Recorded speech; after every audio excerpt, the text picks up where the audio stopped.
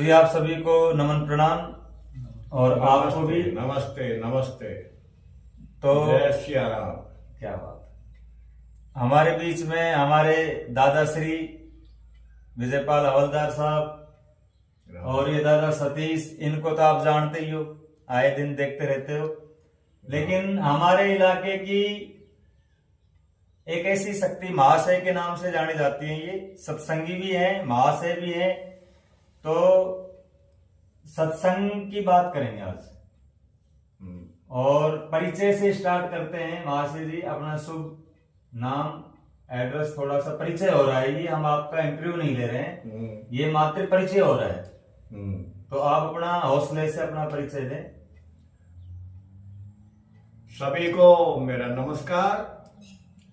और मेरा नाम तो मालिक का है, राम निवास, गांव भाणोद जोगाबाड़, तहसील मुंडावर, अलवर, राजस्थान।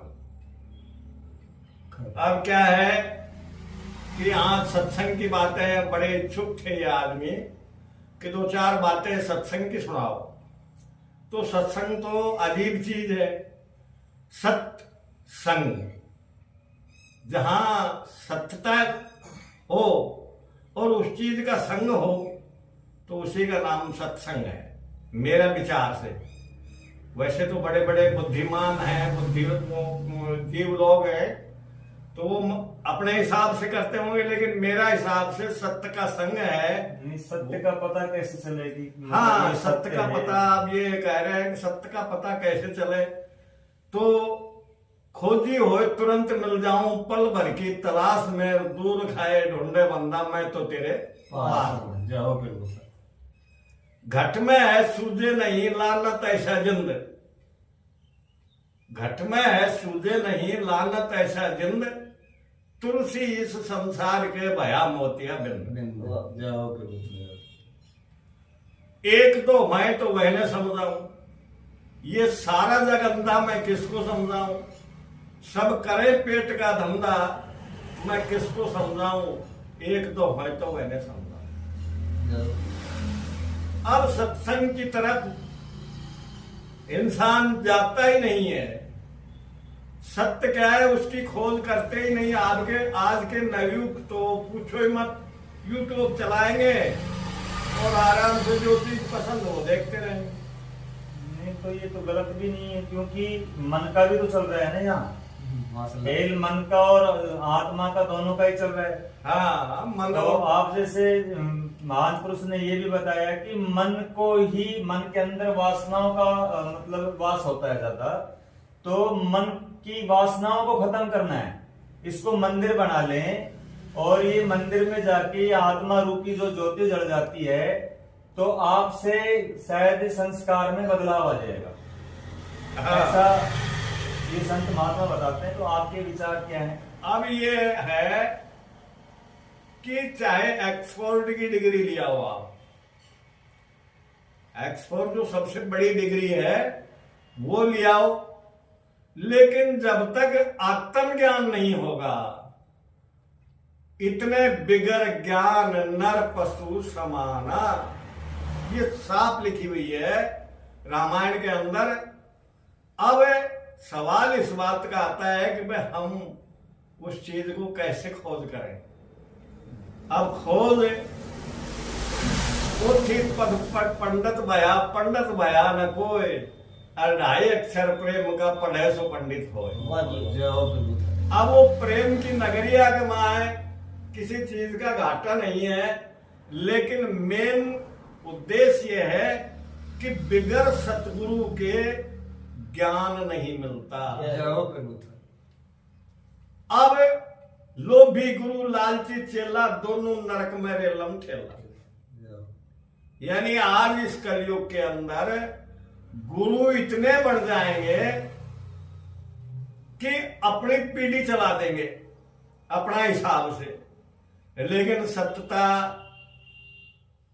जब उनको खुद को ज्ञान नहीं है तो चेले को कहां से देंगे।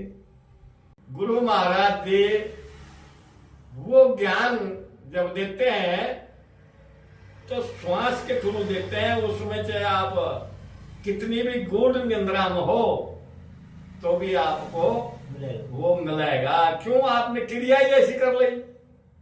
और एक बार क्रिया करने के बाद आप उसको फिर चलती रहने दो। चलती रहेगी तो वो कहा नहीं है कि रसरी आवत जात है तो सिल पर परत निशान। तो जब सिल वो रस्सी मूंद की होती है और सिल पे निशान डाल देती है, तो इसी तरह से आपका जो भजन करने की क्रिया बढ़ती रहेगी तो स्वयं भगवान भी आपके पास पहुंचेंगे। अब बात आ गई तो मैं आनंद कंद श्री सतगुरु जी मन देते ज्ञान धर्म का और ब्रह्म ज्योत का दर्शन करा करे पर्दा दूर भरम का। अब ये भरम जो है, भरम तो बिल्कुल साथ साथ रहेगा इंसान के। अब भरम का पर्दा ही दूर खत्म कर देते हैं, ऐसा सतगुरु चाहिए। अब नंबर 1 में क्या कह रहा है? भरगो ज्योति नूर चानना घट में ही दिखलाते हैं। यानी 4 धर्मों की बात आ रही है। भरगो, ज्योति, नूर, चानना घट में ही दिखलाते हैं। श्वास श्वास सुमरण करने की विधि ठीक बतलाते हैं। सत्य नाम का ज्ञान कराकर अमृत पान कराते हैं और भूले भटके भक्तों पे वे करके दया जगाते। सत्संग की निर्मल गंगा से थारे धोवे मैल कर्म का और ब्रह्म ज्योत का दर्शन करा कर पर्दा दूर भरम। दूसरे में क्या बता रहे हैं कवि कि जब तक पूजा पाठ असल में ईश्वर ध्यान बताया, जप कर लो, पूजा कर लो, पाठ कर लो, जब तक पूजा पाठ असल में ईश्वर ध्यान बताया। अब ईश्वर ध्यान कहां से आए? मुसीबत तो ये आ गई, जब तक पूजा पाठ असल में ईश्वर ध्यान बताया और ध्यान कहां से होवे? पहले आत्म ज्ञान बताया। रामायण में सत्संग को बड़ा तीर्थ धाम बताया और तीर्थ अंदर सत्संग अंदर जीव को मिलता भगवान बताया। रामायण में सत्संग को बड़ा तीर्थ धाम बताया, सत्संग अंदर जीव को मिलता भगवान बताया। सतगुरु की तुम आओ शरण में, फिर कोई ना काम शर्म का। और ब्रह्म ज्योत का दर्शन करा करें पर्दा दूर भरम का।